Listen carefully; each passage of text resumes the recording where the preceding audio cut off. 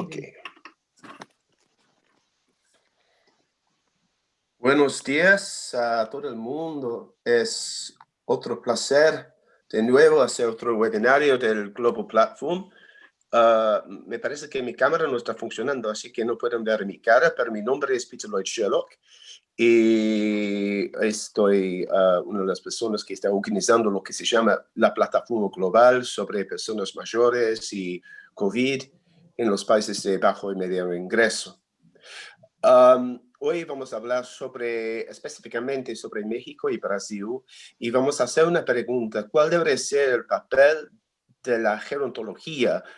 ¿Qué deberían hacer los gerontólogos específicamente sobre la pandemia en México y en Brasil?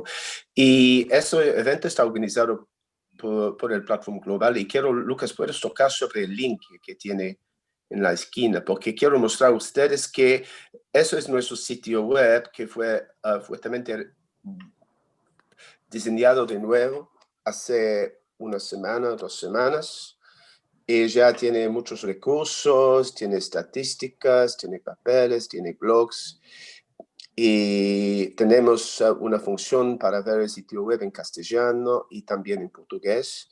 Y cada vez más tiene un enfoque sobre políticas y intervenciones en América Latina y en otras regiones en vías de desarrollo para enfrentar la crisis de coronavirus.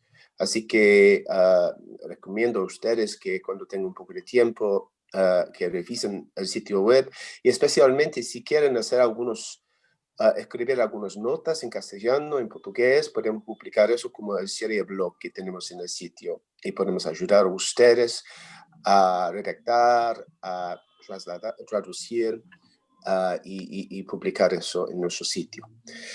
Próximo, por favor, Lucas, volviendo al PowerPoint. Entonces, me parece que hemos organizado como 15 webinarios hasta ahora, y se puede escuchar todas las grabaciones en nuestro sitio web. Y esos son algunos de los títulos de nuestros webinarios en los últimos meses.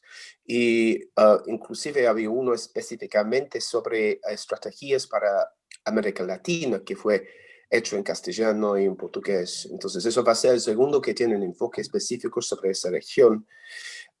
Próximo, por favor. Lo más reciente, que fue en inglés, tenía un enfoque más general sobre los países de bajo y mediano ingreso, y hacía la misma pregunta que estamos haciendo hoy: ¿qué debería ser el papel de la gerontología y también la geriatría, específicamente no solamente para las personas mayores, pero en todos los sentidos para la pandemia?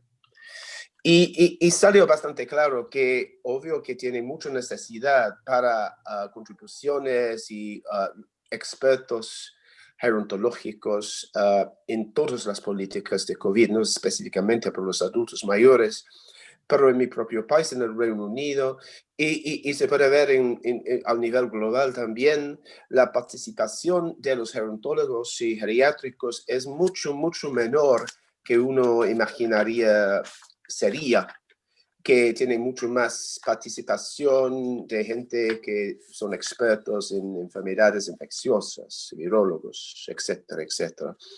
Para dar un ejemplo, ayer estuve participando en un grupo que es una comisión del Lancet sobre grupos vulnerables y COVID.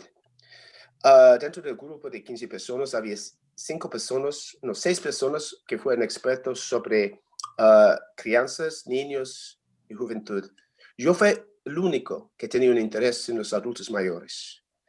Y me parece que eso es bastante representativo, es bastante típico de esa falta de papel, de presencia de los gerontólogos a todos los niveles de la política. Quedamos bastante marginalizados. Próximo, por favor. Y hace falta.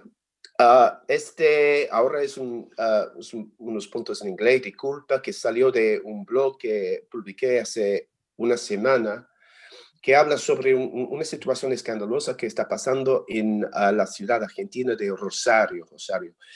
Y básicamente, hasta ahora la mitad de los fallecimientos de COVID, oficialmente por lo menos, ocurrieron en las residencias de los adultos mayores, y no tienen muchas residencias de adultos mayores en Rosario. Pero una cosa que me parece especialmente preocupante es que de estos muertos, 90% ocurrieron dentro de la residencia. Esas personas no fueron admitidos a hospitales. No fueron admitidos cuando tenían problemas de respiración agudos, necesitaban ventilación, no recibían esto. Y no digo que eso es típico de toda la región, no digo que eso es típico de Brasil, de México, pero yo creo que no es un caso, esa ciudad excepcional.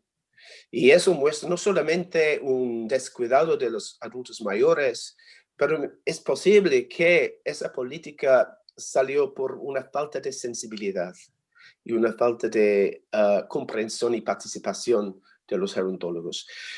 Próximo. Y una cosa que salió de esto fue que había algunas protestas violentas, sociales, familiares, intentando sacar a sus parientes de las residencias, los geriátricos en la ciudad de Rosario. Entonces, situación realmente espantosa. Esto solamente es un ejemplo. Obviamente hay muchos modos en que los geriátricos, gerontólogos deberían tener una voz en las políticas de la pandemia. Entonces ahora voy a pasar las riendas primero a Lucas, que es nuestro organizador super máximo, que va a explicar cómo va a funcionar el webinario, y después de esto voy a pasar las riendas para lo demás del webinario a mi amiga de muchos años, a Verónica Montes de Oca. Entonces primero Lucas va a explicar. Hola Peter, muchas gracias. Bienvenidos todos, es un gusto tenerlos. Yo solamente quiero dar un par de indicaciones. La primera es que la sesión está siendo grabada y después se está proyectando en la página Corona Older de YouTube. Así que todas las intervenciones naturalmente se graban. Si alguien quisiera no ser grabado, por favor me manda un correo electrónico a la universidad l.sempe@uea.ac.uk y lo retiramos. Segundo y más importante, luego de las presentaciones va a haber un tiempo muy valioso donde todos vamos a poder intercambiar información, y para eso pueden usar el Q&A, la función Q&A del Zoom, o usar el chat, o si es que quieren poner comentarios en YouTube. No caso que tivéssemos participantes em português, estamos gravando a sessão e passando no YouTube, e as perguntas e comentários podem ser feitos de três maneiras diferentes. Na sessão de perguntas e respostas do Zoom, no chat do Zoom ou nos comentários do YouTube. Muito obrigado. Muchas gracias. Bueno, voy a presentar entonces a mi amiga de muchos años, a Verónica Montes de Oca, que es de la Universidad Nacional Autónoma de México, y además yo diría que es la emperadora de la gerontología en México. Es yo creo que la persona que tiene más perfil, más importancia en esa disciplina en México, y uno de los más importantes en toda la región de América Latina. Así que yo no puedo imaginar una persona con más capacidad para manejar y ser presidente de esa sesión. Entonces voy a pasar las riendas a Verónica, que va a decir un par de palabras, y después de esto, Verónica va a presentar a nuestros palestrantes. Gracias. Querido Peter, pues sí, ya tenemos 20 años, Peter, de conocernos en la segunda Asamblea Mundial sobre Envejecimiento en Madrid, y para mí ha sido un placer trabajar contigo en muchos proyectos muy interesantes, y sobre todo quiero reconocer estas iniciativas que son sumamente valiosas para todo el mundo, como bien se llama, para una plataforma global y sobre todo para intercambiar experiencias. Creo que la formación de redes internacionales nos permite avanzar en muchos desafíos que a veces los hacemos solitos como países, y dentro de los países igualmente solitos. Así que esta sesión especialmente a mí me parece muy interesante porque hemos estado siguiendo la Global Platform y definitivamente la perspectiva que más prevalece en toda la discusión ahora con COVID es una perspectiva muy clínica, con poca, a lo mejor poca incidencia de las ciencias sociales y de la gerontología, ¿no? Los aspectos que son sumamente importantes para hacer frente a este acontecimiento histórico, esta pandemia o sindemia, como ahora se denomina. Entonces, bueno, vamos a comenzar. Quiero decir a todos nuestros invitados que tienen una oportunidad de 15 minutos para exponer sus presentaciones o a platicarnos lo que está pasando en cada uno de sus acciones, lo que ustedes están viendo, de cómo está influyendo la gerontología en su país o en las regiones de su país. Y yo voy a contar, voy a estar midiendo el tiempo para no pasarnos, porque yo sé que muchos de ustedes tienen otras actividades y también nuestro auditorio, y para dar pie a la parte más rica de estas sesiones, que es justamente cuando discutimos, preguntamos y podemos intercambiar. Entonces, me da muchísimo gusto. Muchas gracias por la presentación, Peter. Y vamos a dar inicio con la doctora Carla Cristina Giacomín, a quien me honra conocer. Yo ya la he visto en otras sesiones, trabajando muy de la mano también de Alexander Kalachi, a quien admiro y quiero muchísimo. Y bueno, ella, como ustedes la van a escuchar, tiene una gran experiencia. Ella es médico geriatra y tiene una gran experiencia ahora como coordinadora del Frente Nacional de Fortalecimiento de las Instituciones de Largo Plazo, las instituciones de cuidado de largo plazo. Así que me honra, además es una científica, hay muchísimas publicaciones de ella sobre las desigualdades, y también fascinante que sea asociada de la Fundación Osvaldo Cruz, que también es una fundación, Fiocruz es una área emblemática en Brasil. Después tendremos la presencia de Yeda Aparecida de Oliveira Duarte, a quien también presentaré en su momento, después Ana Gamble y finalmente Armando González Bedoy, los últimos dos de México. Así que vamos a dar inicio, Carla, si te parece, para poder que tengamos el tiempo suficiente de todos. Muito obrigada, Verônica. Foi para mim também um prazer, né, conhecê-la. Eu também te conheço pela sua obra, temos vários amigos em comum, e isso é muito bom, né, quando a gente está enfrentando um problema dessa gravidade, como a pandemia. Então, eu vou apresentar a Frente Nacional como esse espaço, né, de uma nova rede de formação e de conhecimento também em relação à instituição de longa permanência. O próximo, por favor, Lucas. A primeira coisa que a gente vai chamar a atenção é para as lacunas das políticas públicas relativas ao cuidado. Também sobre as mortes por Covid e como a Frente Nacional tem atuado. O próximo.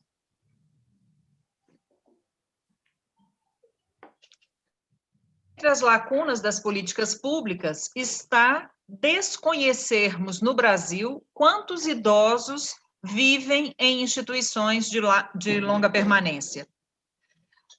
Nós não temos esses dados. O último dado nacional que temos foi construído pela professora Ana Amélia Camarano, que vocês conhecem, onde ela fez um censo em 2008, e depois disso nós não temos dados relevantes, dados concretos sobre essas questões. A professora Ieda Duarte, que vai falar após mim, a professora Helena Watanabe, a professora Maria Lúcia Lebrão e eu, nós participamos de um censo das instituições credenciadas ao Sistema Único de Assistência Social no Brasil, que são as instituições vinculadas ao sistema público da assistência social. Elas estão presentes em municípios com mais de 20 mil habitantes, desigualmente distribuídas, sendo 2% na região norte do país e 58% na região sudeste. Destas, metade estão no estado de São Paulo. O que podemos perceber é que 94% da prestação de serviços institucionais são realizados por instituições privadas. O Brasil oferece apenas 6% de instituições de fato públicas no Sistema Único de Assistência Social. E mais do que isso, dentre essas que estão credenciadas, que são privadas, credenciadas, menos de 60% delas dispõem de um certificado de beneficentes. Próximo.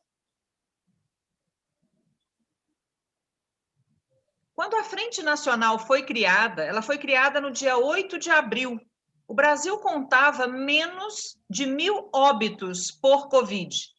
E ela foi criada a partir da provocação da professora Ieda Duarte, da professora Marisa Ascioli e da professora Helena Watanabe, que conduziram uma audiência pública na Câmara Federal, perguntando se aconteceria no Brasil uma tragédia de mortes anunciadas à semelhança do que foi visto na Europa e no Hemisfério Norte. Então, a frente foi criada, próximo, Lucas, com esta motivação inicial, as questões emergenciais relativas ao enfrentamento da Covid. Nós somos todos voluntários de todas as regiões do Brasil, de diversas áreas do conhecimento, dentre especialistas, estudiosos, gestores e pesquisadores, tanto das áreas do envelhecimento quanto das políticas públicas setoriais de proteção à pessoa idosa. Eu estou na coordenação geral, o próximo. E nós podemos entender a atuação da frente como uma resposta social a esse risco de alta letalidade na população idosa institucionalizada. A frente precisava informar e instrumentalizar a comunidade institucional. Nós também queremos servir de suporte à Comissão de Defesa dos Direitos da Pessoa Idosa na Câmara Federal, bem como às câmaras de vereadores e às assembleias legislativas estaduais. Mas a nossa verdadeira razão de existir é colaborar para a construção de uma política nacional de cuidados continuados. O próximo. Então, como que nós formamos? Qual que é a nossa atuação? Nós produzimos materiais de consulta, nós produzimos materiais de manejo, de orientação, de abordagem multiprofissional, de cuidados em saúde bucal, de cuidados fisioterápicos, de orientações para higiene, de estimulação cognitiva, de cuidados fisioterapêuticos. Então, nós temos produzido materiais de enfermagem, né, com orientações, e esses cuidados, eles estão disponíveis gratuitamente para serem baixados no site da Frente Nacional. Uma parte desse material foi, o relatório consolidado, ele foi traduzido para o inglês e também está disponível no site do Centro Internacional de Longevidade do Brasil e no site da Frente. O próximo.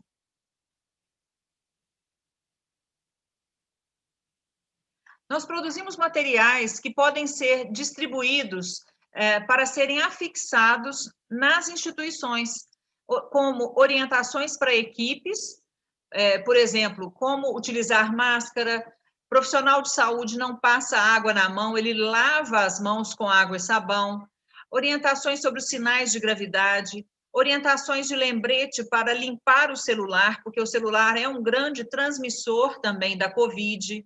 Próximo.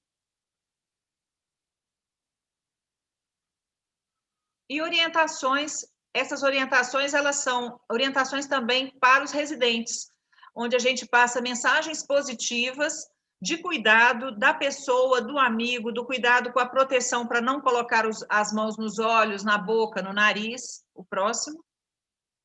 E essas orientações, elas são disponibilizadas na forma de lives, né, onde a gente apresenta o material. Vocês veem aí fotos de reuniões que aconteceram em capelas, fotos de reuniões que aconteceram no âmbito das instituições, os certificados de participação. Nós conseguimos, com isso, gente, capacitar mais de 6.000 pessoas no Brasil inteiro. Nós temos mais de 1.200 voluntários conosco. Nós temos o apoio de instituições como a Sociedade Brasileira de Geriatria e Gerontologia, a Associação Brasileira de Alzheimer, o Centro Internacional da Longevidade. Então, tudo isso para dizer que a gente está tentando suprir uma lacuna das políticas públicas. O próximo.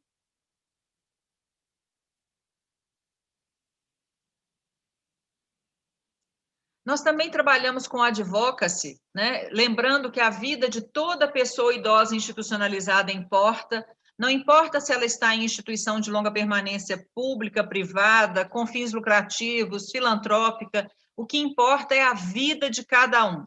E por que nós dissemos isso? Porque, como eu demonstrei para vocês, o Sistema Único de Assistência Social, ele credencia instituições privadas, mas ele credencia ainda numa quantidade muito inferior ao necessário.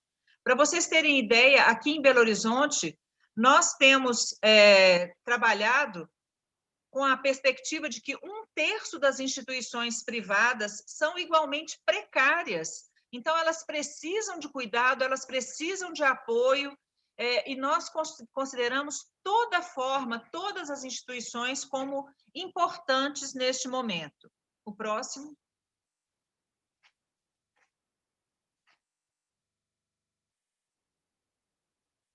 Outra forma também foi uma campanha contra o idadismo, né?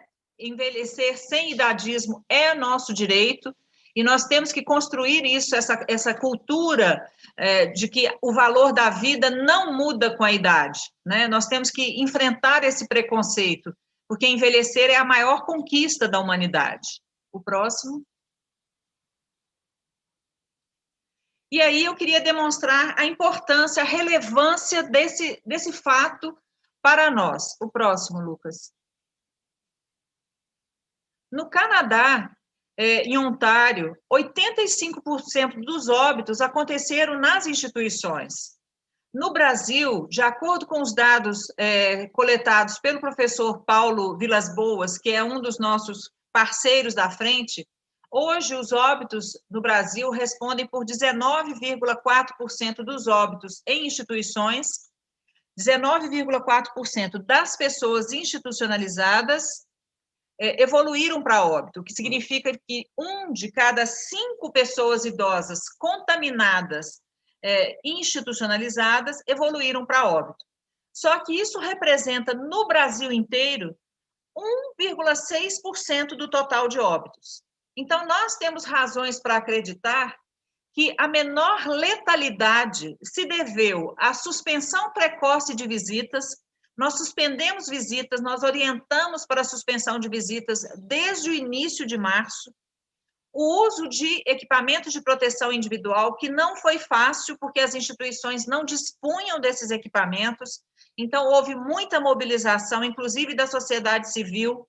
Hoje nós temos o programa Todos pela Saúde, que é financiado por uma instituição privada, que é o Banco Itaú, com outras instituições que também apoiaram no uso de EPIs, mas fundamentalmente a capacitação de colaboradores. Então, nós estamos entendendo que fez diferença a atuação da Frente Nacional de Fortalecimento à Instituição de Longa Permanência nessa perspectiva de redução de óbitos por essas orientações múltiplas que foram dadas. O próximo. Então, a gente agradece, fica à disposição de vocês para poder comentar, conversar sobre como construir uma frente, quem sabe no México, na Argentina, né, disponibilizar toda a nossa expertise, o nosso saber construído duramente durante essa pandemia, mas a gente fica realmente à disposição para somarmos juntos e para enfrentarmos como a América Latina de uma forma diferente. Muito obrigada. Muito obrigado, Carla, brillante y un esfuerzo brutal, tomando en cuenta la demografía y el territorio de Brasil y la necesidad imperiosa de una regulación y un acompañamiento a las instituciones de permanencia, de largo cuidado, y sobre todo esta visión no de intervención, sino de acompañamiento propiamente a estas instituciones, desde muchos espacios. Muy, muy interesante. Muchas gracias, Carla. Además, muchas gracias por el tiempo que nos permites también disciplinarnos en el tiempo. Bueno, ahora, Lucas, ya está, la profesora Yeda ya está. Sí. Listo. Perfecto. Sí, estoy aquí. Yeda, muchas gracias, Yeda. Déjame presentarte. Yeda es académica de la Universidad de Sao Paulo. Ella estudió, se graduó en enfermería, es una perspectiva también muy interesante, ¿no? Su maestría también en enfermería. Y bueno, como académica también ha escrito muchos documentos muy importantes en estos temas de envejecimiento, de personas mayores, idosos, asistencia domiciliaria, todo el tema de los cuidados desde una perspectiva también gerontológica. Adelante, Gera, un gusto conocerte por tu trabajo a través de este webinar. Eu que agradeço, Verônica, é um prazer enorme estar aqui, um prazer enorme conhecê-la, agradeço muito ao Peter também por ter me convidado e por estar compartilhando com pessoas amigas como Carla e pessoas tão importantes como todos vocês esse momento. Vocês enxergam, porque sou eu que estou compartilhando, eu só queria saber se está sendo vista a tela. Está Sim, siendo está vista, siendo Gera, vista. bien, muy bien.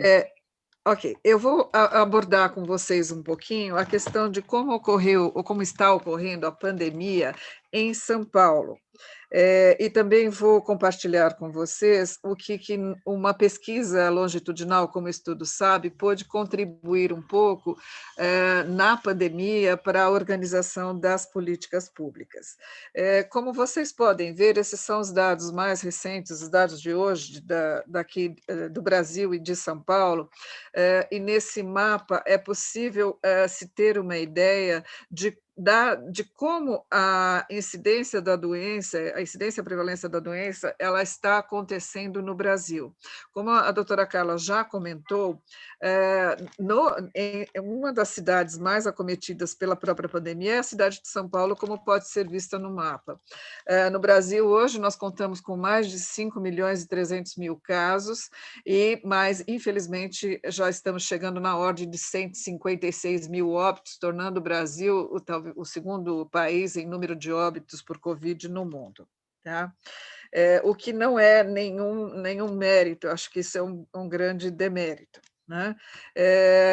A cidade de São Paulo é uma megalópole, ela é a 7ª maior cidade do mundo e nós contamos com mais de 12 milhões de habitantes e, neste conjunto, com mais de 1.800.000 idosos só no município de São Paulo.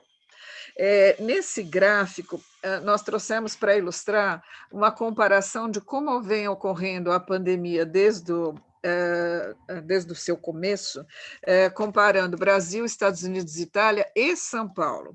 Então, vocês podem observar que houve um crescimento muito grande da contaminação das pessoas no Brasil de uma forma bastante importante, e em São Paulo, na cidade de São Paulo, acompanhando esta curva do Brasil. Agora, ela parece estar atingindo um platô e se estabilizando, mas nós temos algumas dúvidas em relação à veracidade dessa informação. Tá?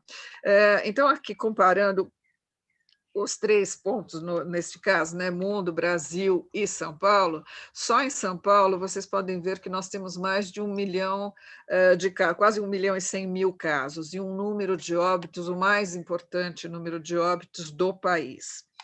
Quando nós comparamos a letalidade em São Paulo com a letalidade do Brasil, pode-se ver que ela é maior. Então, está associado, inclusive, ao número importante de contaminados que temos na cidade.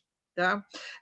Nesse outro gráfico, nós pudemos ver a evolução rápida e geométrica da contaminação na cidade de São Paulo, atingindo este platô de mais de 1 milhão de pessoas contaminadas. E aqui, além dos contaminados, nós podemos ver a curva de óbitos. Tá? O que chama muito a atenção de todas as autoridades sanitárias locais no combate a essa pandemia propriamente dita. Esse é o estado de São Paulo, e hoje se assume, São Paulo tem 645 municípios, 645 cidades. Assume-se que em todas as cidades de São Paulo há pelo menos um contaminado por Covid. Tá? E em 586 municípios desse estado, você tem pelo menos um ou mais óbitos. As cores, conforme elas vão escurecendo no mapa, elas mostram a maior contaminação presente no estado de São Paulo. E a cidade de São Paulo, eu não sei se vocês conseguem ver a seta, ela se localiza aqui, mais ou menos aqui, ela se encontra neste nível do índice de maior contaminação. Aqui nós podemos ver a cidade de São Paulo, e a Grande São Paulo, que é composta por 33 municípios, e o interior, comparando a contaminação na cidade, na Grande São Paulo e com o interior, e o número de óbitos ele é ainda mais prevalente na cidade de São Paulo. Hoje já se observa uma redução do número de leitos ocupados pelas pessoas com Covid, isto já foi maior e agora está com uma tendência à redução, pelo menos pelo que tem sido acompanhado pelas notícias disponibilizadas pelas autoridades sanitárias. Eu trouxe alguns ilustrativos em relação a essa contaminação em São Paulo, para que nós pudéssemos acompanhar. Em relação, por exemplo, aqui nós temos de um lado casos e do outro lado óbitos, em relação à contaminação entre homens e mulheres, nós vemos uma maior incidência nas mulheres, né, uma maior prevalência nas mulheres, desculpa, mas uma maior ocorrência de óbito entre os homens. Quando nós olhamos isso por faixa etária, nós vemos uma maior contaminação das idades mais jovens, mas uma maior letalidade dos mais idosos. Houve uma análise em relação à raça-cor, e aqui algo que nós também estamos vendo no Estudo SAB, que eu vou poder mostrar no mapa que nós fizemos de sobreprevalência nos idosos, que a questão da desigualdade ela ainda é mais importante na questão da pandemia, e algo que deve chamar a atenção, e muita atenção das autoridades sanitárias. Então, quando nós distribuímos isso por raça-cor referida pelas pessoas, nós podemos ver uma maior prevalência entre brancos, seguida por pardos, né, e menor entre pretos, amarelos e indígenas. No entanto, a letalidade entre as pessoas que se referem pretas, ela é maior do que as outras, e isso não está associado necessariamente à cor, mas sim a mais uma questão de desigualdade social. Também foi relacionado, isso no mundo inteiro, e isso não é diferente em São Paulo, a questão da maior letalidade associada à presença de doenças prévias, principalmente cardiopatias e diabetes, como pode-se ver aqui. Tá? Quais foram as ações feitas na cidade de São Paulo frente a este cenário? Na verdade, eu vou contar um pouquinho para vocês como isso aconteceu desde o seu início. Quando se começou a falar do Covid, isso no final do Covid vindo para o Brasil, no final de janeiro, já se começou a se trabalhar num plano de contingência na cidade de São Paulo, com o estabelecimento de kits diagnósticos, a criação de um centro de operações de emergência, que visava a prevenção, vigilância e assistência, de um comitê estratégico para ações relacionadas ao próprio coronavírus. Tá? No início, as ações de enfrentamento foram voltadas a orientações dos profissionais, a criação dos centros de referência para atendimento específico da pandemia e a orientação específica da população. O primeiro caso de coronavírus registrado no Brasil foi em 25 de fevereiro de 2020, num hospital de grande porte aqui da cidade de São Paulo. Este caso estava relacionado com uma pessoa, um brasileiro que havia chegado de uma viagem à Itália, que foi atendido nesse hospital, diagnosticado e colocado em isolamento domiciliar. E com ele nós tínhamos 11 casos suspeitos. A partir daí, começou um crescente de contaminação na cidade. Mas já se começou um movimento de mobilização de toda a rede hospitalar pública e privada, seguida por fechamento de escolas e espaços públicos, suspensão de eventos, fechamento de estabelecimentos públicos, suspensão de cultos e celebrações religiosas, tudo isso em meados de março. No dia 20 de fevereiro foi decretado um estado de calamidade pública e o início da quarentena começou oficialmente no dia 24 de março. A partir do dia 6 de maio, foi decretado luto oficial que permanece em respeito às pessoas, ao grande número de óbitos que nós temos no Brasil, e principalmente em São Paulo, das pessoas relacionadas ao Covid. Apesar de todo este volume importante de casos e óbitos que acontecem não só no país, mas principalmente na cidade de São Paulo, está havendo todo um movimento que ele tem um cunho econômico, tem um cunho sanitário, entre aspas, controlado, e também um cunho eleitoral, porque estamos num ano eleitoral. Então, agora estão sendo... desde final de julho, estão sendo tomadas, sendo feitas ações para a retomada das atividades. Então, o início das aulas presenciais para os alunos, para os jovens, para as crianças e os jovens, isso iniciou pelo ensino médio e os jovens adultos, principalmente em atividades de reforço e recuperação, começou no início de outubro e se prevê que o ensino fundamental volte no começo de novembro, embora ainda haja bastante discussão a respeito disso. No dia 19 de agosto, foi decretada uma autonomia dos municípios para decidir o plano de retomada de aulas. Então, o que está acontecendo no Brasil na prática é, algumas escolas estão voltando e o que é feito é enviado uma carta para os pais, que os pais se responsabilizam para o retorno destes, assim, assinam ciência do que está acontecendo e se responsabilizam pelo retorno deste aluno às atividades de aula. Para contribuir com isso, foi feita uma grande testagem de alunos e profissionais de educação para mapear o nível de infecção durante a retomada das aulas. Nós temos informações que são fornecidas pela imprensa diariamente e coletivamente junto às autoridades sanitárias 2 vezes por semana. Houve outra retomada das atividades esportivas em julho, reabertura com algumas restrições dos parques estaduais também em julho, a ampliação do horário de bares e restaurantes até às 22 horas a partir de agosto e a ampliação dos horários de estabelecimentos comerciais a partir de meados de setembro e agora em outubro para funcionar em 10 horas por dia e se a estabilidade, segundo dizem, permanecer, passarão a funcionar 12 horas a partir de novembro, que se aproxima.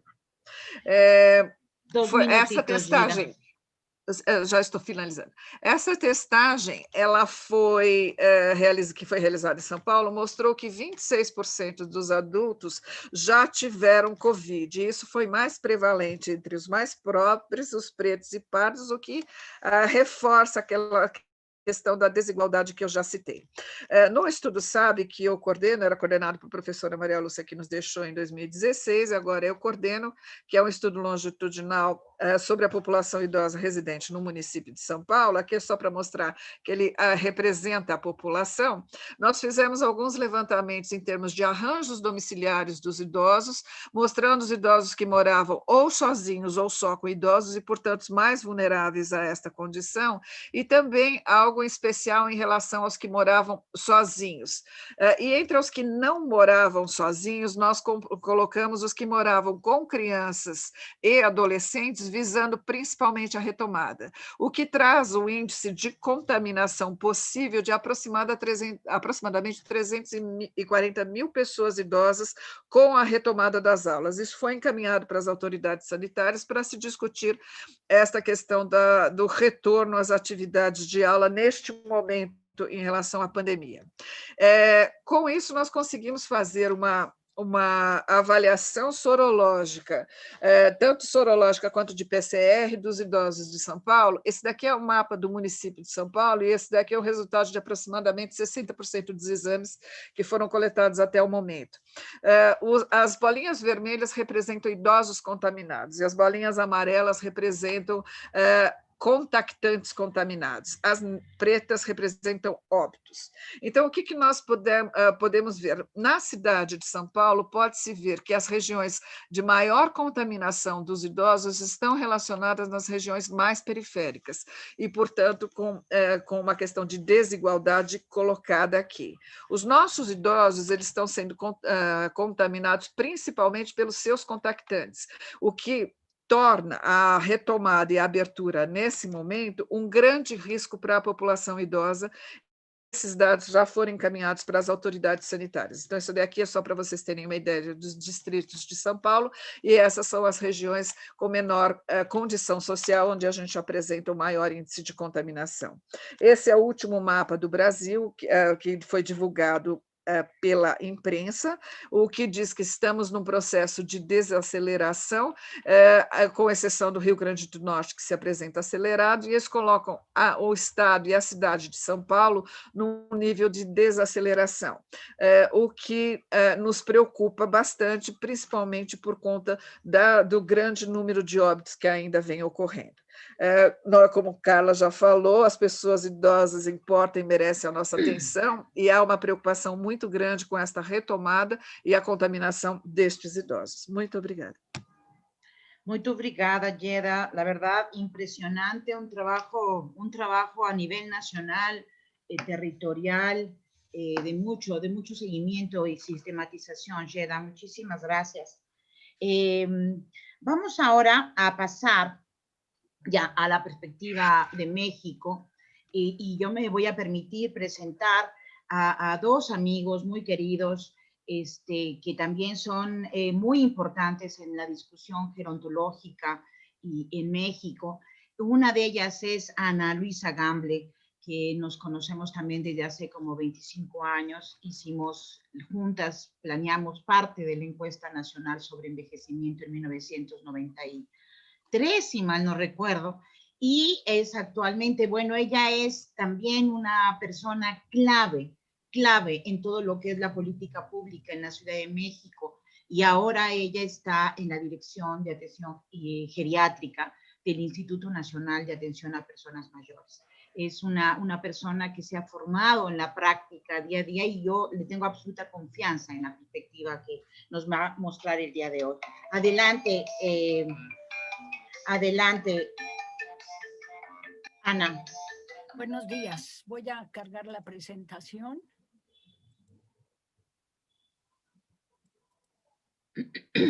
Y me avisan si la ven. ¿Sí la ven? Todavía no, Ana. Posiciónate en la presentación misma. ¿Me pongo en la presentación misma? Sí, exacto, porque estamos viendo el directorio del home office. Ya estoy. Están viendo mi... No, todavía no. No, espérame un momentito, espérame. Ana, ponte en la presentación y ahí recién haz el compartir ya. pantalla. Creo que ya está. ¿Sí? Ahora sí. Perfecto. Ok. Bueno, la voy a mover. Si se pasa, déjenme ver. ¿Sí? Sí, ¿verdad? Sí, sí se pasa. Si la pusieras perfecto, en presentación. Perfecto. Normalmente pido que lo hagan, pero ya tengo que evolucionar. Bueno, comentarles, me da mucho gusto, agradezco muchísimo esta invitación, y a Verónica, gran amiga y colega desde todas las trincheras que hemos estado siempre colaborando, y me da mucho gusto, a Armando, a Peter, etcétera. Bueno, comentarles desde el INAPAM lo que hemos hecho desde el primer día que nos enteramos que estaba sucediendo esto que estaba en Europa, y que era esta ola que se aproximaba a América. Y lo más importante era, sobre todo lo que más impactó, es que estaba siendo muy agresiva con las personas adultas mayores. Nos impresionaba mucho el tema de el fallecimiento en las instituciones de cuidados prolongados, y era un área que en México ha estado muy abandonada, y ahorita les voy a contar lo que hemos estado haciendo. Me encantó esta perspectiva gerontológica, porque se ha medicalizado muchísimo esta situación, esta pandemia, que bueno, es una cuestión de salud, pero va aparejada con toda esta curso de vida, y con toda esta, durante este curso de vida, todo lo que se ha descuidado la salud pública en México, y que evidencia el descuido y ¿cómo se llama? Y la precaria salud que tiene mucha población de pocos años, ¿no? Yo tengo trabajadoras que para irse a su casa y no estar en nuestros espacios, pues me enseñan sus reportes médicos en los que tienen obesidad, hipertensión, diabetes, con varios años de evolución a los 35 años, a los 40 años, ¿no? Entonces, es un ejemplo de lo que está pasando en nuestro país, que también nos da la oportunidad de cambiarlo. Bueno, en México hay más de 14 millones de personas de 60 años, 75 años en promedio de esperanza de vida, 78 para las mujeres, 73 para los hombres. Un fenómeno, y ayer lo corroboraban en una reunión que estuvimos con personas de Nuevo León, que es el estado de la República, yo creo, más avanzado de este país, ¿no?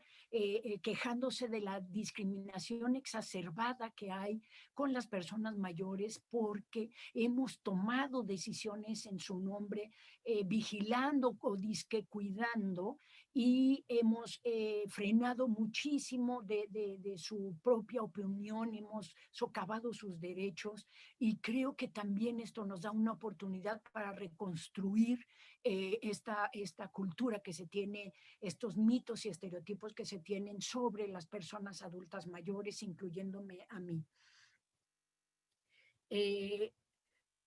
Bueno, este gobierno pues tiene un plan de mucho interés sobre las personas mayores, como ya sucedió en la Ciudad de México desde el año 2000, en el tema de incluirlas para brindarles una pensión económica, que no solo es el recurso económico, sino todo lo que va aparejado con el personal y con los diversos programas que se tienen que implementar con las personas mayores. Bueno, tenemos una política que, como veíamos, pues es de los presupuestos más altos que hay para el tema de la pensión universal no contributiva. Que se quiere lograr construir un país con bienestar. Ya casi lo logramos en la Ciudad de México. Éramos un estado de bienestar social en medio de un país neoliberal tremendo en el año 2000, ¿no? El objetivo más importante de esta cuarta transformación es que la población esté viviendo en un entorno de bienestar, y por supuesto atender a las personas más pobres, ¿no? Que es donde también hemos comprobado que la pandemia ha cobrado una gran proporción de población. Reconoce las aportaciones presentes y potenciales de las personas mayores al bien común, a la identidad cultural, a la diversidad de sus comunidades, al desarrollo económico, político y social, ¿no? Y el derecho de las personas a una vejez digna. Es bien importante reconstruir esta imagen que se tiene de las personas mayores como solamente dependientes, solamente generadoras de gastos, solamente consumidoras de horas hospital y medicamentos. Tenemos una institución aquí de la Secretaría de la Función Pública que las personas que nos auditan nos dijeron, jóvenes, nos dijeron, hemos buscado y no encontramos información de qué aportan las personas mayores a la economía, ¿no? Entonces tenemos que luchar desde el Estado con estas visiones. Ya es parte de la Constitución el que haya una pensión para más de 8 millones de personas que tienen entre 68 años y de 65 para las personas que están en comunidades indígenas. Que tenemos casi 1 millón ya, son 800,000 personas indígenas que tienen esta pensión. Esta pensión es de 2,620 pesos cada 2 meses, y significan 129,000 millones de pesos. Les pido una disculpa, no lo convertí a dólares, pero nos podemos dar una idea. Desde el INAPAM, ¿qué estamos haciendo? Bueno, estamos promoviendo, estableciendo mecanismos de vinculación y coordinación para fortalecer políticas públicas. Todo esto se los comento porque tiene mucho que ver con la actuación que tuvimos. Generar una cultura de la vejez y el envejecimiento activo con perspectiva de derechos interculturalidad, género y no discriminación, una gerontologización del servicio público a nivel federal, incorporación de la perspectiva de vejez y curso de vida en las políticas públicas, volver aspiracional el envejecer, no nos peleemos con esto. Ya tenemos una nueva ley, una propuesta de una nueva ley que tenga mucho más, que le dé mucho más poder al INAPAM para que las instituciones y los estados trabajen de una manera digna para las personas mayores. También estamos en una armonización de las leyes. El año pasado nos dedicamos a la instalación de los consejos o los comités en todos los estados de la República.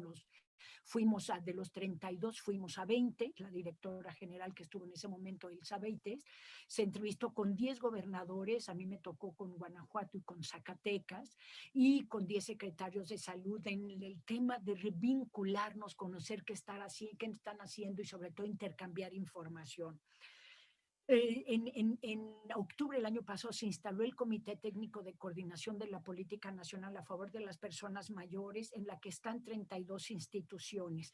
El 27 de febrero, cuando la pandemia nos estaba pisando los talones, tuvimos la primera sesión con este comité. En esa sesión se formaron 5 grupos de 5 subcomités que posteriormente han estado trabajando de manera virtual, y los 5 ya tienen un programa nacional para las personas mayores desde la visión de cada institución, y ahorita estamos en la tarea de unirlo. Ante la contingencia, pues fue estar propagando, o sea, difundiendo la información que estaban dando en ese momento la coordinación de institutos nacionales y de hospitales de especialidad. O sea, fue una inercia, una vinculación excelente, como yo creo que no se había visto en este país, en el que todos estábamos, aprendiendo cómo, retomando lo que la Organización Mundial de la Salud estaba proponiendo, y que pudiéramos ir bajando la información a la población utilizando todos nuestros medios, ¿no? Como órgano rector de la política nacional en favor de las personas mayores, lo que estuvimos persiguiendo con Verónica, con el doctor Luis Miguel Gutiérrez, era que no se privilegiara a otras personas en relación a las personas mayores cuando se necesitara ya una intubación o una hospitalización de emergencia. Se hizo un comunicado que se difundió en la prensa y en muchos medios para brindar atención, para que las instituciones que brindaban atención a las personas mayores y en general la población se mantuvieran informadas a través de los espacios formales, porque la desinformación era bárbara, ¿no? Inicialmente hicimos un protocolo con lo que estaba dictando la Organización Mundial de la Salud, y se aplicó en nuestro personal y en nuestros albergues, que era como una prioridad empezar a atenderlos y que todos tuvieran conocimiento de cómo trabajar con ellos, porque de veras pues este temor de la cantidad de personas que habían fallecido en albergues, y nosotros que teníamos un desconocimiento bárbaro de la existencia de muchos de estos espacios en México, hasta ahorita sigue, porque ya avanzamos en este conocimiento, pero nos falta mucho más, ¿no? En este inicio cerrar todos nuestros servicios y que la gente que estuviera en situación de riesgo, trabajadores, se fueran a su casa. Siempre con el cuidado de que, aunque no pudieran asistir las personas mayores a los espacios, se les diera seguimiento a través de comunicaciones continuas.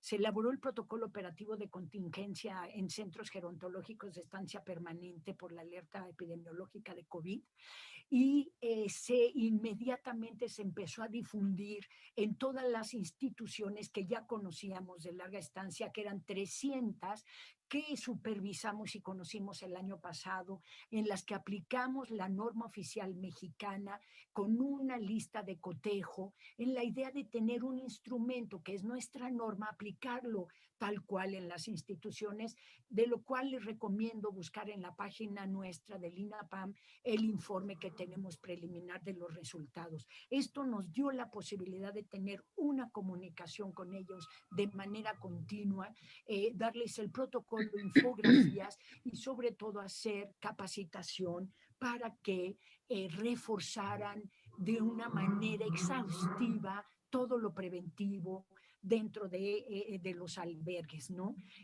Si bien nosotros tenemos 6 albergues, que era, bueno, un ejercicio primero en el que estábamos, era enviar esta información y tener contacto continuo con todas estas instituciones. A 2 minutos, de Ana. empezamos a llamarles por teléfono 2 veces por semana para conocer cómo les estaba yendo y sobre todo si tenían casos sospechosos, qué acciones estaban haciendo para aislar a las personas y eso.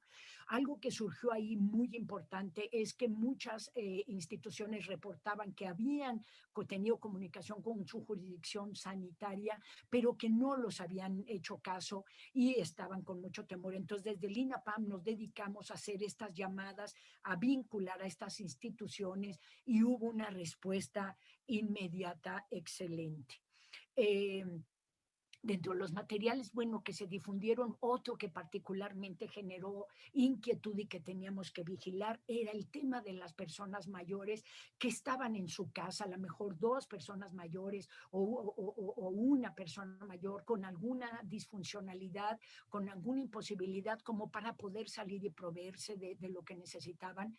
Pues en México diferentes instancias, organizaciones de la sociedad civil, nos dedicamos a hacer toda, a rescatar esta parte solidaria que tenemos como sociedad, de estar al pendiente de las personas mayores. Yo trabajé muchos años, 20 años en la Ciudad de México atendiendo a población vulnerable, personas adultas mayores vulnerables, y recibíamos llamadas de, bueno, hace días que no sabemos de esta persona y creemos que falleció, y ese era uno de nuestros grandes temores y no se dio, ¿no? Entonces, eso nos habla, como también el tema de los contagios en el país, fueron muy pocos los brotes que hubo dentro de instituciones de cuidados prolongados, fueron contados, ¿no? Y uno de ellos, pues, Concepción Beistegui, que tiene a las personas mayores en la situación de mayor vulnerabilidad, porque es personas muy longevas, ya disfuncionales. Medio minuto, Anita. Así es. Entonces, bueno, platicarles de este trabajo que hicimos de vinculación con los estados que les conté el año pasado, también nos sirvió para estar en una vinculación, en un intercambio de información y en una difusión a nivel nacional de todas las estrategias que estaban funcionando, ¿no? Ayer mismo, como les contaba, tuvimos esta reunión. Entonces, bueno, el INAPAM es algo que se ha dedicado estos 2 años que tenemos en la administración de tejer y de vincular, de hacer todas estas redes para que no se sientan solas las instituciones, y nosotros somos el área especializada vinculada con el área de geriatría del Instituto Nacional de Geriatría, qué tipo de sinergias hemos tenido para poder hacer una diferencia, ¿no? Nos falta mucho, pero creo que ya este primer camino hemos logrado un esfuerzo importante, ¿no? Y solo un segundo, sí, la mortalidad en personas mayores en México es la mitad de la mayoría de la población que fallece, y mucho tiene que ver con enfermedades prevalecientes y mucho tiene que ver con una situación socioeconómica precaria. Muchas gracias. Muchas gracias, Anita. Disculpa la presión, hay tanta información tan importante que conocer. Bueno, voy ahora a dar la palabra también a otro querido colega, médico geriatra, él, Armando González Bedoy, quien desde hace muchos años él ha estado muy vinculado a la docencia, a la investigación, obviamente a la consulta, pero también a la organización, a muchas organizaciones de profesionales que han ellos trabajado desde el aspecto aspecto gerontológico, geriátrico, en el aspecto tanatológico, bueno, en muchas organizaciones también. Querido Armando, tienes 15 minutos.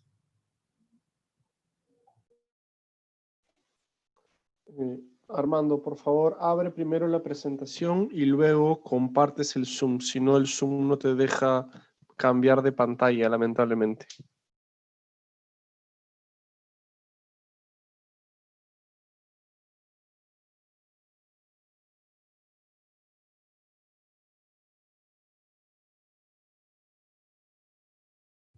Cabe mencionar también que Armando González Bedoya es actualmente el presidente de la Asociación Mexicana de Gerontología y Geriatría, por eso me parecía que era la persona más idónea para comentarnos qué se está haciendo desde esta asociación para el COVID, para cuál es el rol de esta asociación gerontológica y geriátrica frente al COVID-19 en México, dado que es además una asociación, una de las más grandes asociaciones que congrega a muchos profesionales, no solamente médicos, sino también de todo tipo. Es una asociación interdisciplinaria que cada año hace un congreso para reunir a todos ellos y actualizarla a los profesionales. ¿Tienes problemas, Armando? ¿Listo? Ahí vas. Listo. Ahora, si la puedes poner en presentación.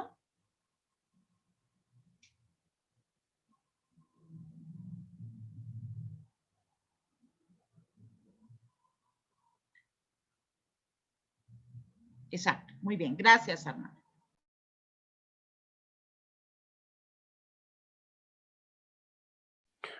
Armando, me parece que tu micrófono no está puesto todavía.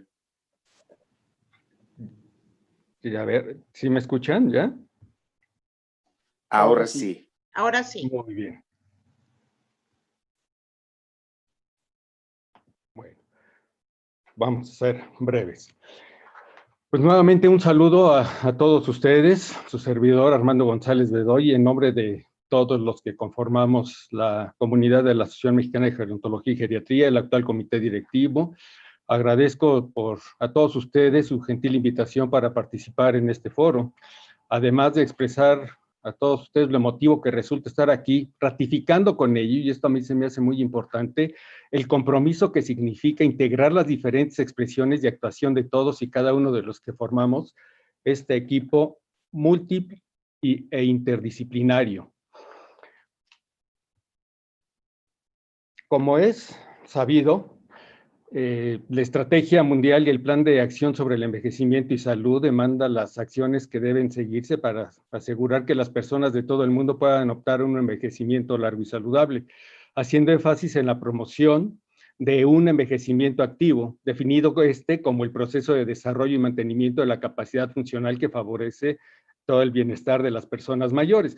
Esto se me hace importante mencionarlo porque nosotros, siendo una asociación que se dedica a la educación, teníamos todo planeado para esta época, para cuando se sucediera todo ya lo planeado para el 2020, esta década del envejecimiento, pero se nos viene esta pandemia. Entonces, ¿qué hicimos? Bueno, pues ante la transición que se enfrenta en nuestro país, abarcando todo lo que es los ámbitos familiar, social, político, económico, cultural, tecnológico, etcétera, resultaría muy fácil que pudiéramos permanecer inmóviles solo en espera de lo que pudiera acontecer, sin organizar ni planear nada, lo que significaría para nosotros no crecer.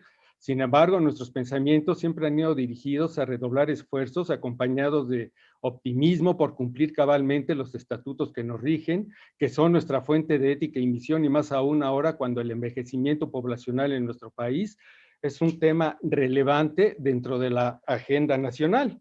Con ello, quiero aclararte, quiero comentar también que desde su fundación en 1984, esta asociación se ha empeñado en integrar educación gerontogeriátrica continua en nuestro país, con actividades académicas que contengan el más alto nivel sobre los avances científicos para acceder a las innovaciones en la teoría y la práctica de los profesionales de la salud, para así actualizarnos y perfeccionar nuestras capacidades, además de acceder a la realización de diferentes programas desde donde se promueve y hacen cultura y educación sobre la vejez, donde se rescate también el respeto, la conciencia colectiva y la solidaridad que debemos tener para con ellos.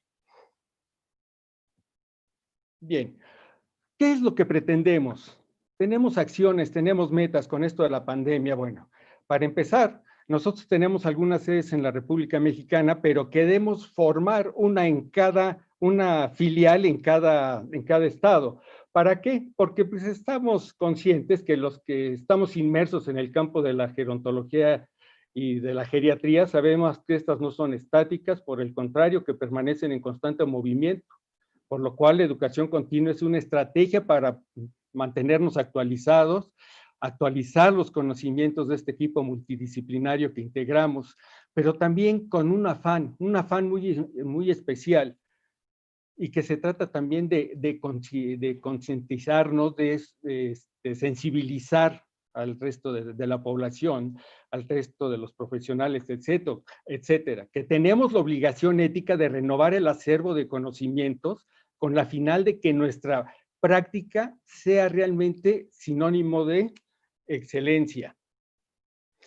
Queremos un trabajo, hemos llevado a cabo los años y ahora con mucho más intensidad por la etapa tan difícil que estamos pasando, una comunicación y un trabajo conjunto con asociaciones, sociedades, etcétera, tanto nacionales como extranjeras, afines y con instituciones dedicadas a la enseñanza y a la investigación, tener una colaboración estrecha con la Asociación Internacional de Geriatría, de la cual también somos parte. Ese vínculo para con la sociedad, seguirlo conservando, que cada vez sea más fuerte, fortalecerlo y así realizar la promoción de un trato digno y humanitario a las personas adultas mayores a través de la búsqueda de mecanismos adecuados de atención con el fin de promover la educación y cultura sobre el envejecimiento y la vejez que proyecten una mejor calidad de vida.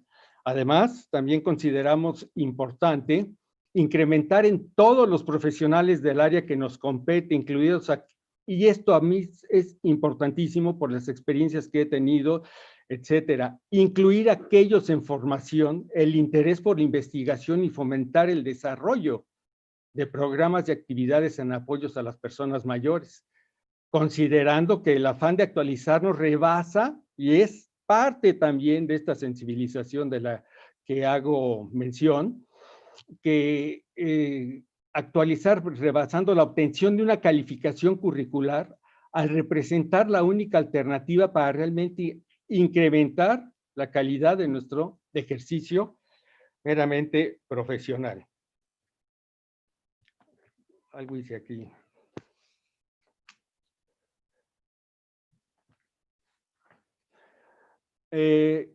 Con esta pandemia seguimos adelante, seguimos pensando, actuando, y yo sí quiero aquí hacer una mención muy especial al grupo de gerontología que forma este actual comité. Fueron las cabezas, aparte dentro de las diferentes áreas de la gerontología, por las que se llevó a cabo una campaña muy exitosa que fue por Facebook. ¿Y esto qué era? Era con el objeto de externar nuestro interés por mantener una relación más personal con la gente que nos sigue en las redes sociales. Por ello fue que iniciamos esta campaña para que la gente pudiera comentar sus vivencias, inquietudes, dudas, etcétera, mismas que encontrarían respuesta ya por nuestros expertos, según fuese el caso. Y entre unos temas que resultaron sumamente importantes, entre muchos otros, es emociones durante la emergencia sanitaria. Sabíamos que había pánico, que había temor, que había mucho miedo. Que se presentaba un caso también sobre aislamiento social y que esto podría llevar en ocasiones a que la persona adulta mayor sufriera de maltrato y por eso los factores de riesgo para poder evitarlos, la toma de medidas sanitarias para el adecuado distanciamiento social de las personas mayores, para que no confundir distanciamiento con abandono. También la importancia de las redes de apoyo durante la pandemia. ¿Por qué? Porque curiosamente también pudimos ver que la gente, los familiares, las amistades de la persona adulta mayor, pues tenían al menos ya más comunicación, se logró tener comunicación con todos ellos. A muchos nos tomó de sorpresa, a otros sí, de un momento a otro ya no sales y no salieron, y entonces para evitar todos los problemas que pudieran suscitarse con la persona mayor, es que se hizo esto, la importancia de las redes, insistió mucho en estos puntos. Uno de también, o sea, cuídate para cuidar, y para no caer en esto de la sobrecarga del cuidador. Se hicieron algunas visitas a instituciones de cuidados prolongados, efectivamente, para poder llevar a cabo algo de conocimiento, de algo de prevención también.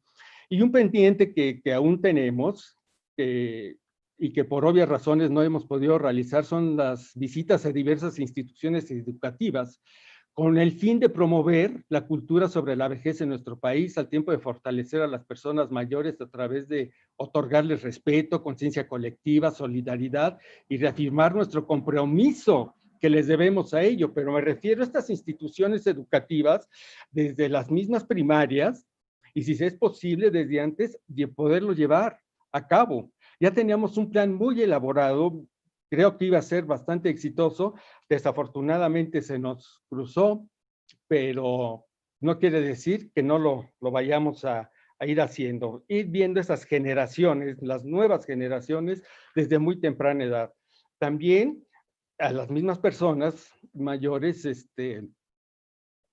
poder llevar a cabo una promoción y sensibilización del envejecimiento saludable, y esto pensando rumbo a la década del envejecimiento mismo saludable.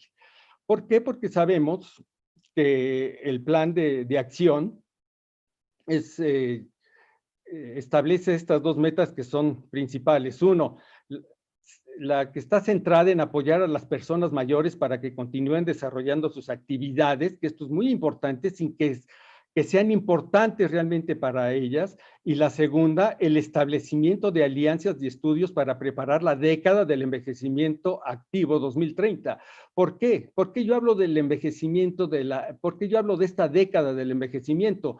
Porque debemos tener la fortaleza, el ímpetu, la solidaridad para poder seguir adelante y tratar de terminar con esto lo más pronto posible. Hemos notado que uno de los grandes problemas que se han venido, y por eso los repuntes nuevamente, que hoy nos cerraron el estado de Chihuahua, amanece ya con semáforo rojo y todo, porque muchas veces no es otra cosa más que la misma sociedad los que estamos llevando a cabo un mal uso y de las medidas generales, y con ello es que ha ido creciendo esto. También una serie de programas académicos con diferentes eventos.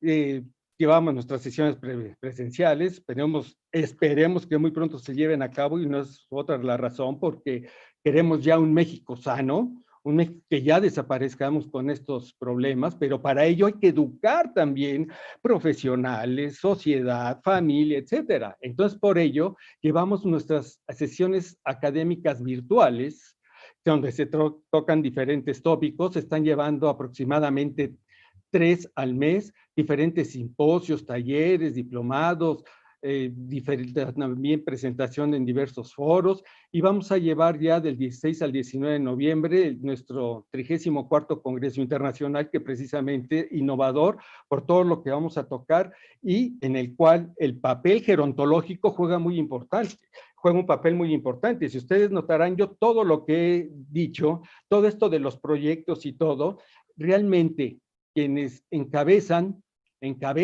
estos estudios son personas dedicadas a la gerontología. Yo siempre he dicho, y lo reconozco y no me cansaré de decirlo, que para ser buen geriatra necesitas saber gerontología, pero respetando también a cada uno de los principales actores dentro de la gerontología. Un médico geriatra que no hace gerontología, pues entonces vamos a tener problemas bastante serios. Entonces, y aparte, no olvidemos, la geriatría es una rama de la gerontología, empezando por ahí. 2 minutos, Armando. Sí, se hizo una encuesta nacional de la dinámica demográfica en el 2018. Esta fue realizada por el INEGI, en la cual nos dice que las personas de 60 años ocupaban el 15% de millones, habitantes, 15 millones existían en México, del cual era el 12% de la población total. ¿Por qué yo quiero mencionar esto? Porque posiblemente y desafortunadamente todavía la gente está acostumbrada e influida por la dimensión dada de cifras muy impactantes que pueden ser mucho más que estas, ¿no? Las que acabo de mencionar.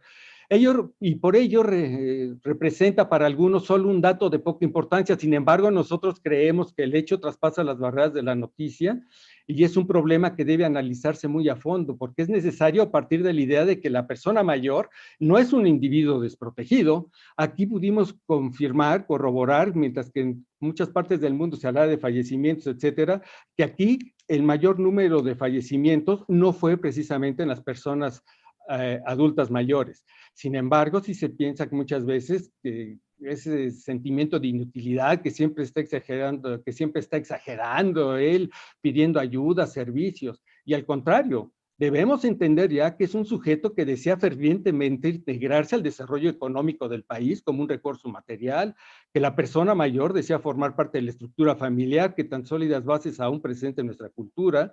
El sujeto mayor, la persona adulta mayor, como todo individuo, requiere de los servicios profesionales adecuados para la vigilancia de su salud, con el propósito de no constituirse realmente en una carga social.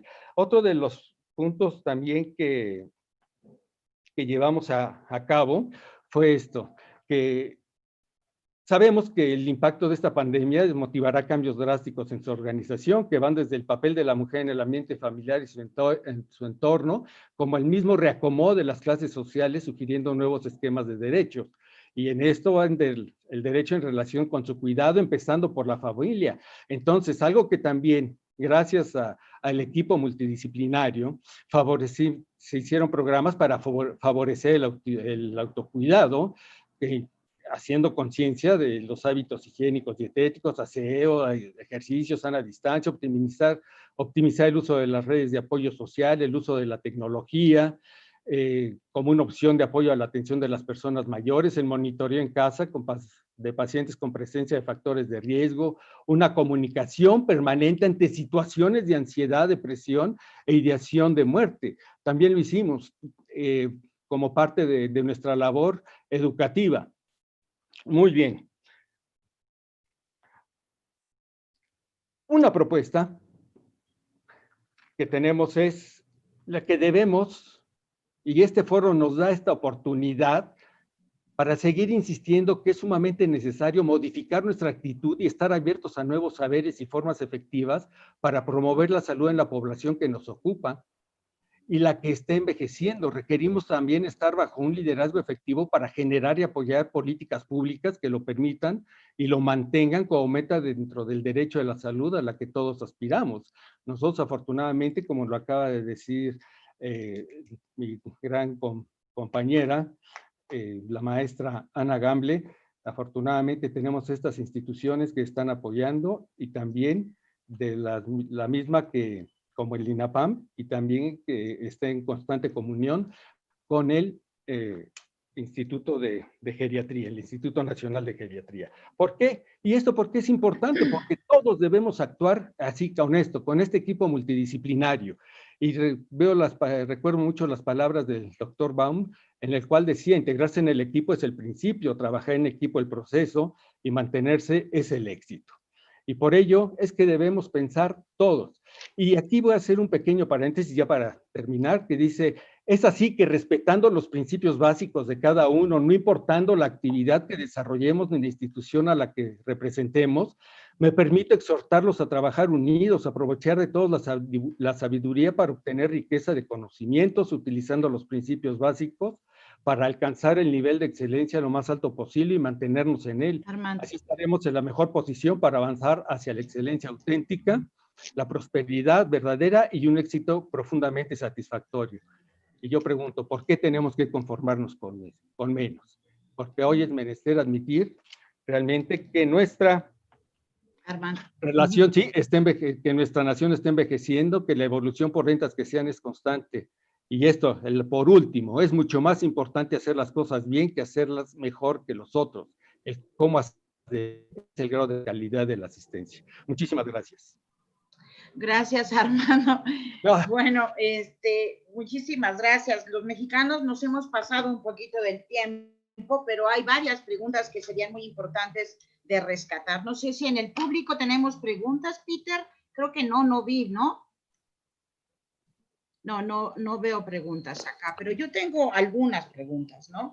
Disculpa, Verónica, sí, me parece que sí. tiene algunas preguntas en el chat, Ah, que en algunos el fueron chat. contestadas directamente durante el chat, pero otros no. Tal vez Lucas puede hacer un resumen de algunos y hacer eso un poco más adelante, para que no se pierda esto. Muy bien. Bueno, en lo que Lucas ve esta cuestión, a mí me gustó mucho las presentaciones de las colegas de Brasil por la perspectiva territorial que se está teniendo en el análisis, sobre todo del COVID, ¿no? Y yo le pregunto a nuestras colegas también mexicanos, si esto también se está haciendo en México, si esta territorialización obviamente del contagio, obviamente de los fallecimientos, en México, sabemos que especialmente en la Ciudad de México, eso me parece un área muy importante. Y como una segunda pregunta que es interesante, ¿cuántas residencias, Ana, en el país hay? ¿Qué porcentaje hay de instituciones privadas? Esto me parece que es muy importante, dado el señalamiento que también hizo la doctora Giacomín sobre las residencias en Brasil, el 94% son privadas. Y esto es un factor muy importante, así como la discusión de la salud pública y todo este nivel de privatización que se tiene en muchos sistemas sanitarios en el mundo. Esa es una variable muy importante. La otra cuestión que me gustaría también lanzar, Yeda, y lanzar, Carla, a esto, es que la perspectiva de género y la perspectiva de la desigualdad, en Armando, en Ana, en Yeda, Carla, está presente, y sobre todo en el análisis que hizo Yeda me gustó muchísimo. En Brasil es muy fuerte, obviamente, la cuestión indígena y la cuestión racial, ¿no? Que se ha visto en muchos estudios. Y obviamente hay mucha similitud con lo que está pasando en México, aunque la cantidad de fallecimientos por COVID en personas mayores es menor, como ya también lo señalaron. Pero a mí lo que me interesa ver es cómo esta perspectiva de desigualdad y de derechos humanos está integrada, digamos, en esa perspectiva interdisciplinaria. Tenemos dos geriatras, una enfermera, una pedagoga que están en este webinar, y obviamente eso implica el trabajo, como ya se señaló, interdisciplinario, multidisciplinario. Sin embargo, yo veo una perspectiva más orientada hacia la medicina, obviamente, por la cuestión de esta primera etapa con el COVID. Sí, y no sé, ¿qué podrían comentar? Estoy lanzando provocaciones. Verónica. Sí, Ana. Mira, nosotros hemos hecho un trabajo exhaustivo buscando estas instituciones de cuidados prolongados en el país. Estamos en la idea de que puede haber alrededor de 1,100. Tenemos detectadas 900, con las que 300 ya estuvimos en el lugar, ya las supervisamos, ya hicimos diferentes trabajos para ir mejorando su situación. Faltan muchas, pero ya por lo menos las hemos contactado vía correo electrónico, vía teléfono, y estamos al pendiente haciéndonos cargo como Estado de que estén en las mejores condiciones, y no de supervisarlas para vigilar y castigar, sino para ayudarlas porque están haciendo algo que como Estado nos toca, ¿no? Sí estamos en un porcentaje muy similar, diríamos, yo creo que el 10% de las que hemos visto son públicas, el 90% son privadas, y la cantidad, digamos, las circunstancias en las que están son sumamente polarizadas, ¿no? De unas que están en más o menos buenas condiciones y unas que dice uno cómo han sobrevivido ante esto, ¿no? el tema, bueno, tenemos nosotros, estamos haciendo un análisis de toda la respuesta que hubo, de cómo se comportaron los contagios, de qué respuesta hubo de las instituciones de gobierno ante los reportes de necesidad de pruebas, ¿no? Entonces tenemos, digamos, el primer reporte de los resultados de las supervisiones que hicimos el año pasado, que ya nos dan muchos insumos porque son 15 estados, son casi 300 instituciones, y por supuesto vigilar y no vigilar, sino cómo hacemos que las instituciones de gobierno en los diferentes estados o municipios apoyen a estas instituciones, o como una institución federal como COFEPRIS, en vez de llegar y amenazar y decir te voy a cerrar, es cómo hago para que estés mejor. Estuvimos en Tijuana en una que se llama El Refugio, ya te imaginarás, Verónica, Tijuana, ¿no? Donde había personas de 18 años en adelante y el 80% eran personas mayores, desde 60 hasta 90 y tantos años, con demencias, era el lugar donde todo el mundo iba a dejar a personas mayores que se encontraban en la calle, que no quería su familia, y las recibían y vivían pues de la caridad. Claro que vivir de la caridad en Tijuana, pues te llegan los chicanos y te llegan los americanos y también y mucha migración. La condición en la que estaban sin identificación las personas, pues lo primero que hicimos fue darles credencial del INAPAM, ¿no? Entonces, este trabajo, estos modelos van surgiendo para irlos pudiendo aplicar, y algo bien importante es que a nivel municipal, a nivel estatal, a nivel federal se hagan cargo, ¿no? Nos sentamos en Tijuana, ya teníamos un protocolo en la Ciudad de México para el tema de violencia, lo aplicamos en Tijuana, y entonces a ver, salud te toca esto, DIF te toca esto, Procuraduría te toca esto, Hospital General, ¿no? Y entonces también eso baja mucho la atención, porque todas las instituciones piensan que les toca el 100% de esta responsabilidad. Entonces, claro. Lo que hacemos es, tenemos que hacer un trabajo coordinado, que el INAPAM pueda ser el que lleve la acompañamiento. El acompañamiento, ¿no? Más que una intervención gubernamental, porque ahí el tema, y justamente ahí quiero la experiencia de Carla, ¿no? Por el frente, ¿no? Por este frente nacional, porque es distinto que el gobierno, de pronto, intervenga também. Carla. Sem dúvida, a gente demonstrou durante a pandemia que, se não tivesse havido essa atuação da sociedade civil, a nossa situação seria muito grave, né? A gente estaria esperando até agora, então não faz sentido. Concordo plenamente com a Ana quando ela coloca essa necessidade da intersetorialidade. Nós descobrimos aqui que as instituições de longa permanência, elas estão vivendo uma crise de identidade. Elas não sabem se elas são da saúde ou se elas são da assistência. Pela lei, elas estão ligadas no programa da assistência social, mas na prática, elas prestam cuidados de saúde. E aí, a saúde não entra com os profissionais e a assistência não se sente obrigada a custear profissionais da saúde. E quem sofre com isso? A pessoa idosa que está lá dentro, né?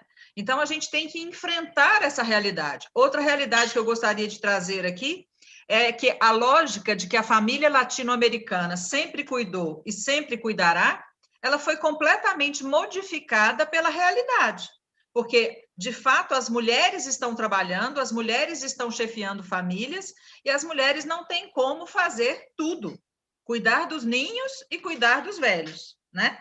Então, eu acho que a gente tem que conversar um pouco mais sobre isso, ampliar, né? E deixar de entender a instituição de longa permanência como a última opção. Para muitas pessoas, ela é a única opção, né? A gente tem muitas situações de famílias que precisam de apoio no cuidado. Eu acho que é isso que nós temos conversado, a ausência de políticas para apoiar as famílias na sua missão de cuidar. A instituição de longa permanência é uma dessas ofertas, não é única, né? Faltam os centros-dias, faltam os apoios de cuidado no domicílio. Nós temos em Belo Horizonte o programa Maior Cuidado, que é um programa muito interessante. E isso poderia ser ampliado, porque isso evitaria uma institucionalização precoce. Mas, por outro lado, também não institucionalizar por falta de recursos também é uma violência. Totalmente cierto, Carla. Muy bien. Yeda. Verônica, voltando um pouquinho no que você falou em relação às desigualdades, houve uma preocupação. Nós estamos num momento aqui no Brasil, Carla pode me ajudar nessa discussão, que é bastante difícil. Nós estamos num momento político no Brasil, porque é ano eleitoral. Então, a questão da retomada é uma questão que lá tem um fundo político muito importante. E a outra questão é que nós temos, dada a característica política do Brasil, uma certa autonomia dos estados em relação, inclusive, ao governo federal. Então, muitas vezes, nós temos problemas de comunicação entre o que é dito em nível federal e o que é dito em nível estadual nos diferentes estados. Isso provavelmente circula para fora do Brasil, isso já deve ter sido ouvido em outros lugares, até em condutas em relação à própria pandemia. Aqui no estado, na cidade de São Paulo, na verdade, nem foi no estado, foi na cidade de São Paulo, houve inicialmente uma preocupação, foi aí que o Estudo SAB entrou nessa questão, com esse resultado que eu mostrei do mapeamento dos idosos, principalmente em situação de maior vulnerabilidade social.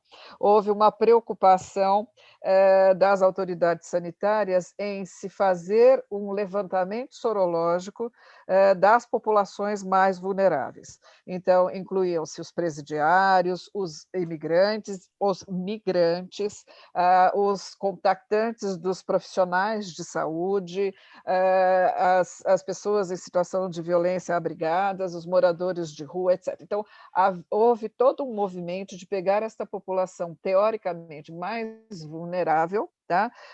Para se fazer a sorologia. Foi nessa leva que nós colocamos os idosos do Estudo SAB, porque nós sabemos o volume de idosos que são mais vulneráveis, mas não tínhamos uma ideia em termos de projeção para a população da questão da contaminação em termos de população como um todo. E aí eles aprovaram e nós fomos coletar e esses resultados foram os que eu mostrei.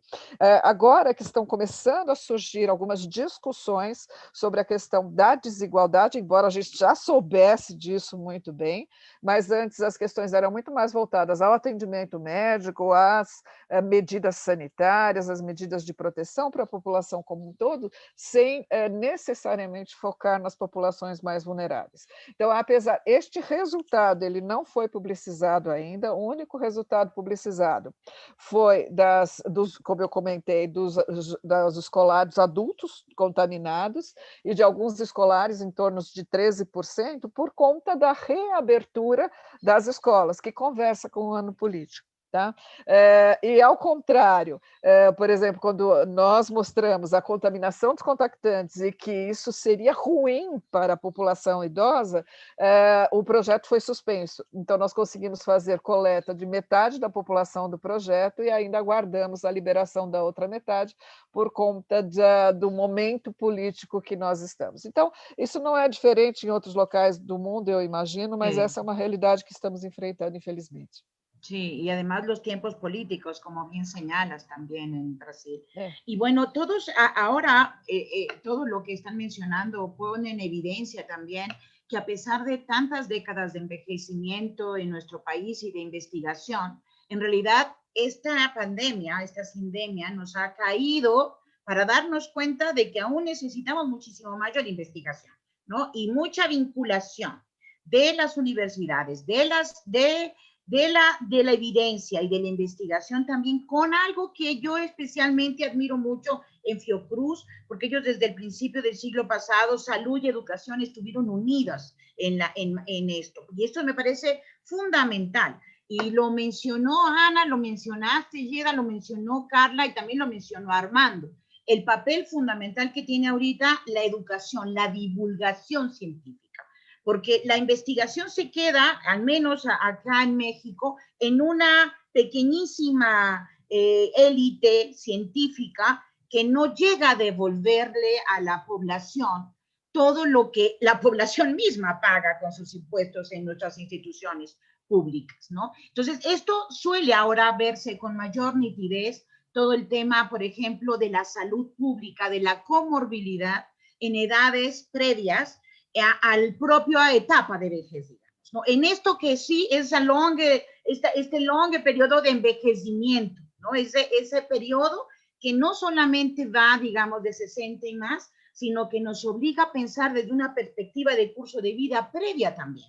Y ahí hay grandes desafíos también en la administración pública, en la estructura institucional, la ingeniería en la que estamos tradicionalmente pensando únicamente idosos, únicamente jóvenes, o sea, estamos pensando por partes en una reproducción de la edadización de los servicios y de los derechos también, ¿no? Entonces, esto me parece muy importante y justamente, Armando, pues ustedes realizan también esta clase, esta capacitación permanente y no sé si quieres abundar un minutito sobre eso, sobre ese aspecto, Armando. Sí, por supuesto. Para nosotros como médicos... Qué bueno verte, qué bueno verlos ahora sí ya todas. Ahora sí. Todos. Nomás nos falta Peter, pero me da mucho gusto verles. Y déjame decir algo, Armando. Hoy es el Día en México de la médica y el médico. Así que Carla y Armando, felicidades. Felicidades. Perdón, Armando. No, al contrario, muchas gracias. Sí, nosotros tenemos dentro de la asociación, desde que se fundó, ya tiene 36 años, y siempre ha sido el objetivo primordial poder llevar la educación continua, tanto a nivel de gerontología como de geriatría, a toda la población en general, claro, también incluyendo a todos los profesionistas de la misma área. Pero también un aspecto que no debemos olvidar siempre es a la misma sociedad. Entonces también nos estamos enfocando, nos estamos encaminando a llevar esa educación hacia la sociedad en general. Y por ello es un punto fundamental el que podamos asistir desde las instituciones educativas, desde los niños pequeños, para que se vaya teniendo esa conciencia, esa cultura, esa educación, ese respeto a la persona adulta mayor.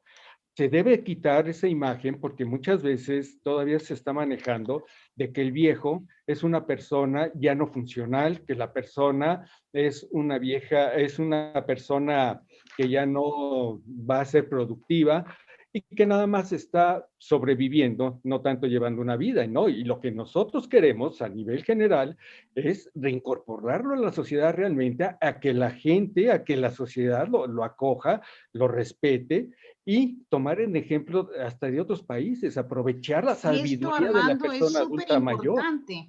En los profesionales de la salud. Así también. ¿No? Porque sabemos que también los profesionales reproducen este viejismo, esa discriminación hacia las personas mayores, y ahí voy a tocar algo ya finalmente, algo que me parece muy importante, que tiene que ver con la medicina crítica, las guías bioéticas frente a la medicina crítica, que Ana mencionó algo, pero no mencionamos en Brasil qué está pasando al respecto, y ahí para ir cerrando un poquito esta discusión. Continúa, Armando.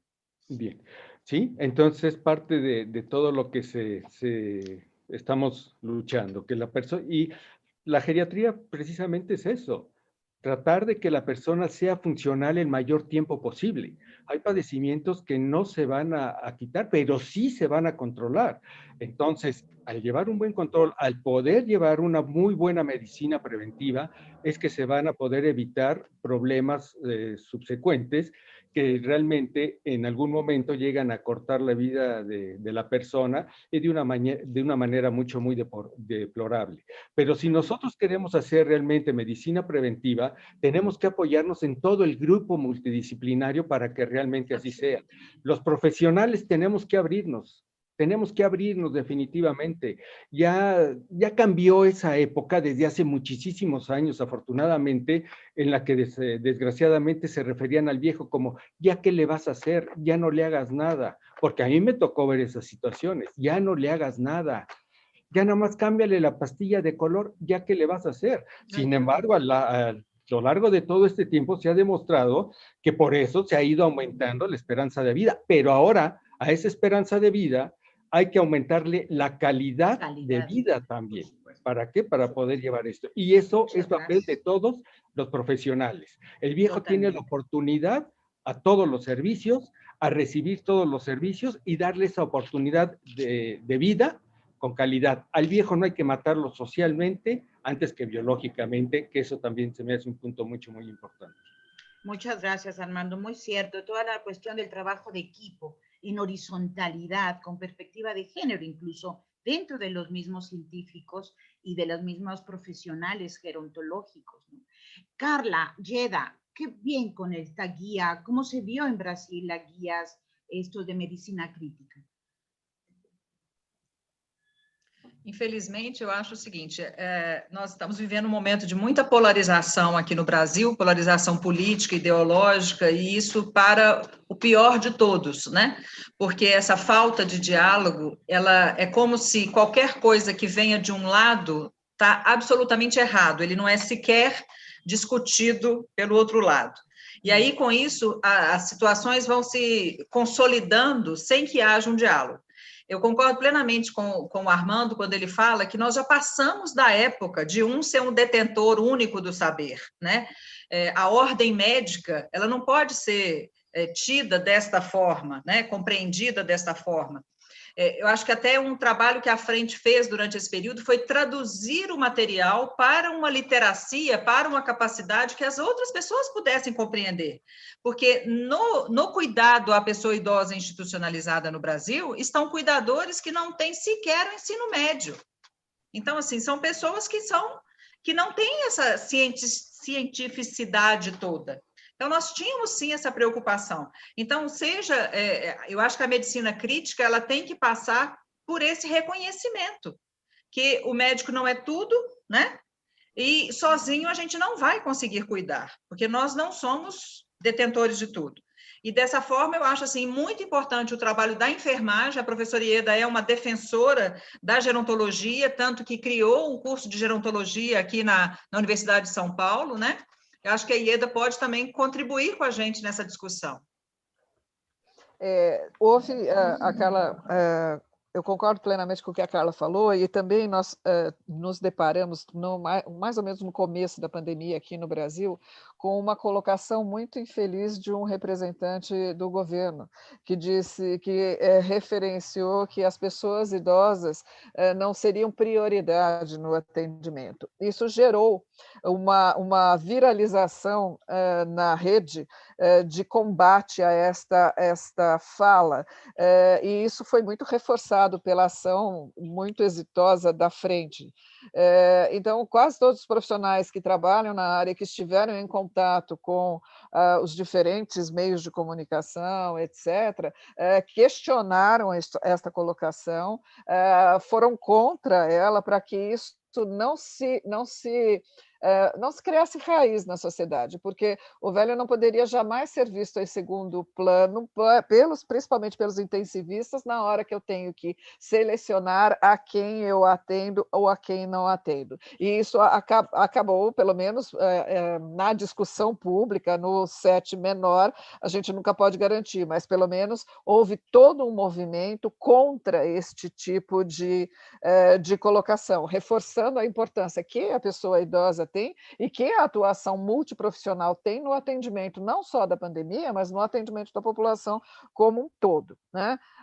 Acho que isso foi uma das coisas importantes e muito bem levadas adiante pela Frente, é uma coisa que a gente sempre fica colocando. E mais recentemente, acho que em outro encontro, provavelmente a professora Ana Amélia esteve falando sobre isso, foi reforçada essa questão da importância da pessoa idosa e, consequentemente, negando este papel dos intensivistas na decisão de vida ou morte dessas pessoas, colocando que a cada morte de um idoso, uma família era colocada abaixo da linha de pobreza no Brasil. Então, isso reforçou muito o papel importante que os idosos têm na nossa população para desmistificar e quebrar estas coisas que poderiam estar sendo ainda pensadas por alguns. Totalmente. Yo creo que definitivamente esta pandemia permitió poner el punto en varios aspectos, ¿no? Las residencias de cuidado a largo plazo, estas guías médicas y el comportamiento de los servicios sanitarios en nuestros países.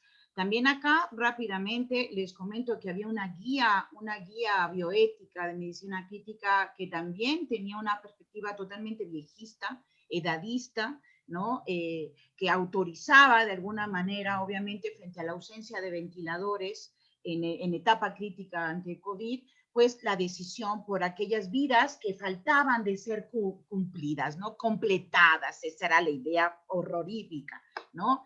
Y obviamente nosotros también desde la Universidad Nacional, desde el seminario universitario, empezamos a mover a los medios, hicimos un Change.org también, empezamos a juntar firmas, obviamente para hacer ruido y poner en confrontación esto, incluso con la Comisión Nacional para Prevenir la Discriminación, con la CONAPRED y la Comisión Nacional de Derechos Humanos, porque eso era absolutamente violatorio a los derechos humanos, incluso constitucionales, no solamente de la Convención Interamericana, sino constitucionales. Y afortunadamente eso llegó a discutirse en la Comisión Ética, ¿cierto, Ana? En la Comisión de la Guía Bioética, que afortunadamente se transformó, se quitaron esas áreas, ¿no? Esos párrafos absolutamente discriminatorios. Y claro, la gran ventaja es que el tiempo en el que el gobierno federal comenzó a actuar permitió la compra masiva de ventiladores. Entonces, hoy en día no hemos llegado a una saturación hospitalaria en el área crítica, digamos, en el área donde se requiere ventilación, ¿no? Pero eso fue algo que el gobierno mexicano actuó inmediatamente. Y no sé si quieres abundar al respecto. A mí sí me gustaría hacer un comentario. Perdón, Ana, ibas a hablar. Adelante, Ana. Perdón. No, solamente que sí nos movió muchísimo el tema de hacer la evaluación de quiénes iban a, quiénes merecían o no. Y lo que comentaba Luis Miguel Gutiérrez, que estuvo en ese comité, es quítese el tema edad, punto, ¿no? Claro. Para no, pero ya, como decías bien, Verónica, ya se estaba actuando a una gran velocidad para evitar llegar a eso. Gracias. Perdón, Armando. No, no, al contrario. Y era quitar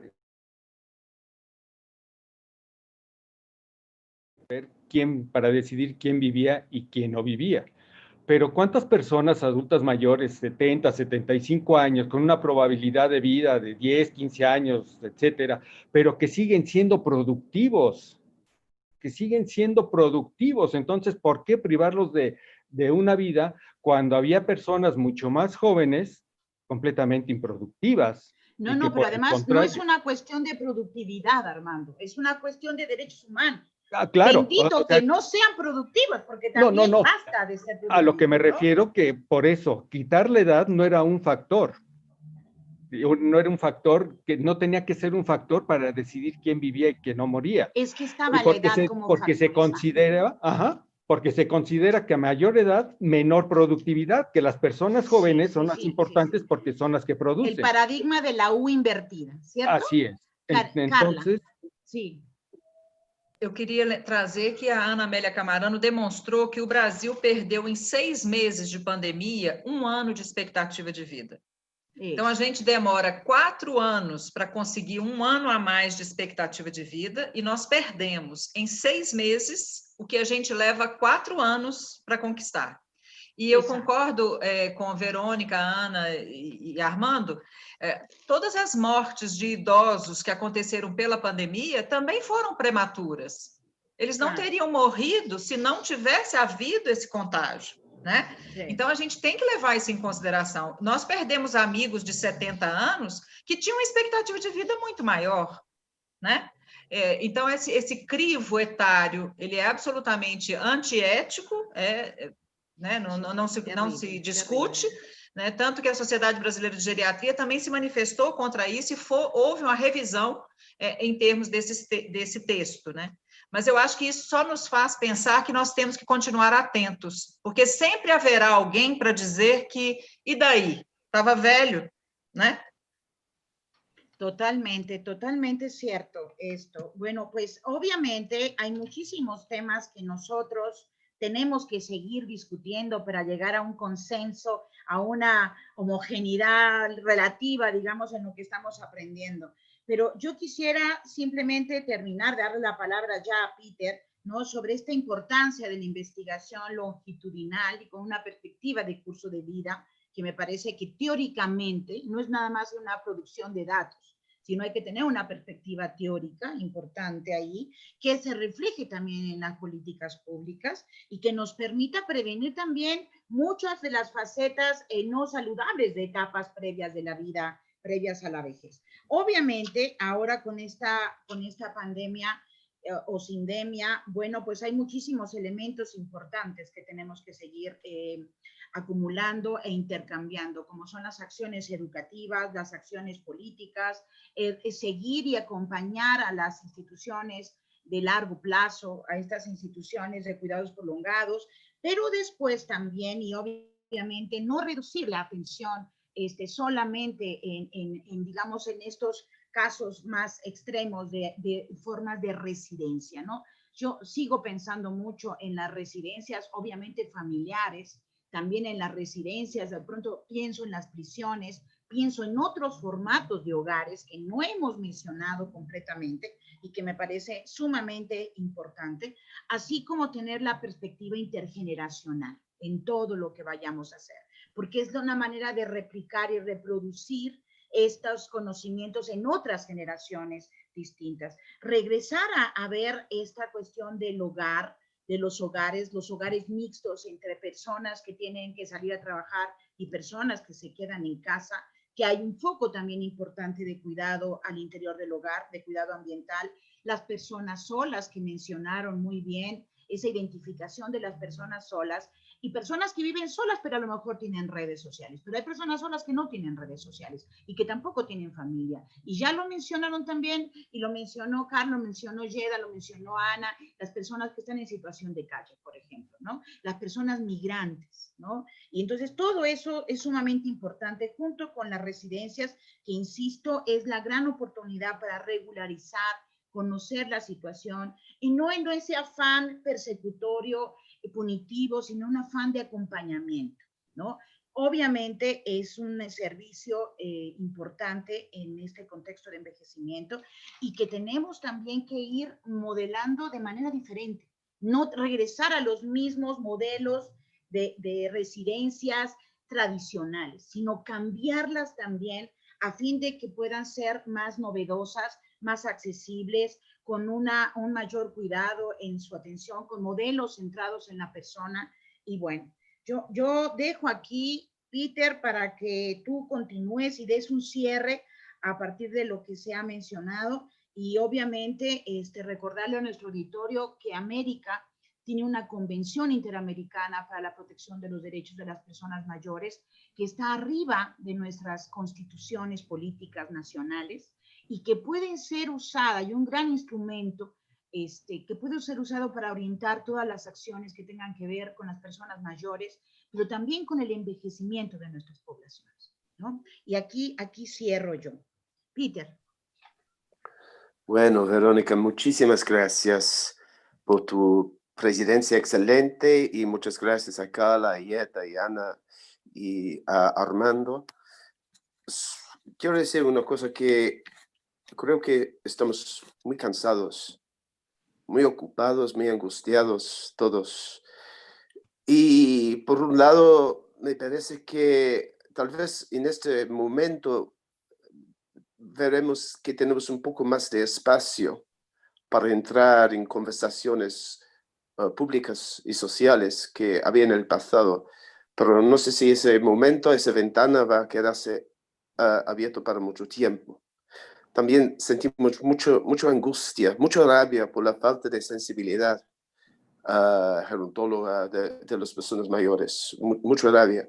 Y me parece que una cosa que para mí ya salió por algunos comentarios de Change.org, de Facebook, de Frente Nacional dos IUPES, es que no basta el modo de actuar como hicimos antes, no bastan las acciones, intervenciones específicas, cambios incrementales. Necesitamos una herencia, transformaciones que perduren y tenemos que tal vez actuar de una forma que es diferente, es menos cómodo como expertos que tienen un elitismo como experto profesional, académico, que no puedo decir nada si no tengo un randomized control trial que dice eso, porque si no, tengo que publicar algo en Lancet antes de decirlo en público. Eso es un riesgo, por un lado, porque tenemos que mantener nuestra profesionalidad científica, eso es muy importante, pero yo veo que hoy en día es muy importante que los académicos sean menos académicos y también la Asociación Mexicana de Gerontología y Geriatría, que está haciendo cosas interesantes, tal vez también tiene que actuar como, no sé, más políticamente, en el sentido más positivo de la palabra, no en el sentido negativo de la palabra. Y ser un disruptor de ideas establecidas que no cierren. Y voy a dejarles con un ejemplo que me parece que sería muy bueno. Y eso no solamente para México y Brasil, me parece a nivel más global, que estoy en ese momento intentando impulsar de varias formas una comisión de las Naciones Unidas de alto nivel de justicia intergeneracional. Porque creo que los modelos de justicia generacional están quebrados. Fueron quebrados antes de la pandemia. La idea de que tenemos unidad cuando vas a tener acceso a un empleo estable, que vas a llegar a otra edad cuando vas a poder jubilarse cómodamente. Estamos pensando en los niños que no van a ir a la escuela por la pandemia, por eso que ellos van a pagar. Estamos tirando culpa a los jóvenes que están saliendo los padres sin protegerse. Estamos tirando culpa a los viejos que ya han vivido muchos años y están jodiendo toda la sociedad. Y a nivel fiscal, a nivel cultural, a muchos niveles, tenemos que rehacer un nuevo consenso intergeneracional. Para mí eso es el desafío más grande de todo. Y ya veo que en las Naciones Unidas no tiene ninguna organización que tiene interés en eso. No estoy hablando sobre personas mayores, estoy hablando sobre esto. Y por eso yo creo que eso para mí, como gerontólogo, es lo más importante. Entonces, es un poco político por mi parte también ahora. Lucas, ¿me puedes volver a los PowerPoint? Solamente voy a dejarles la noticia sobre el webinario que vamos a tener la semana que viene, que también tiene que ver con lo que dijo Verónica, que hoy hemos hasta cierto punto hablado bastante sobre las residencias, los IUPs, en parte por la inspiración de Carla, que es tan importante. Y ya sé que Carla también trabaja en iniciativas para personas mayores que viven en la comunidad. La semana que viene vamos a tener un webinario específico. Lucas, ¿tienes el PowerPoint? Sobre intervenciones para personas mayores dependientes en la comunidad. 97% de las personas mayores, no sé cuántos, 80% de las personas mayores dependientes no viven en las residencias, como sabemos. Entonces vamos a tener ponencias de Jamaica, sobre Indonesia y también Almudena de la Ciudad de México. Y está muy bien que están participando Adelina Comas de la Escuela de Economía de Londres y Zia Han de la OMS también. Entonces va a ser muy interesante la semana que viene.